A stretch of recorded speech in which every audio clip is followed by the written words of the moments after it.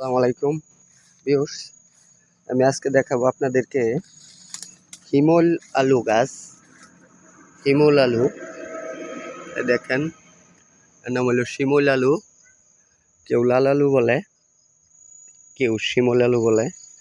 প্রচুর বড় ক্ষেত, অনেক বড় ক্ষেত, প্রচুর। এই দেখেন শিমল আলু, এই যে গাছের গোড়া আপনার, এই যে এই যে গাছটা উল্টে গেছে, ভেঙে পড়ে গেছে। এই যে আলু, এই যে এই যে আবার দেখেন মাটি ফেটে গেছে। এই যে আলু, এই যে আলু মাটি ফেটে গেছে। এই যে দেখেন, এই যে খুব সুন্দর আলু ক্ষেত হয়েছে, খুব সুন্দর ক্ষেতের উপরটা এটা।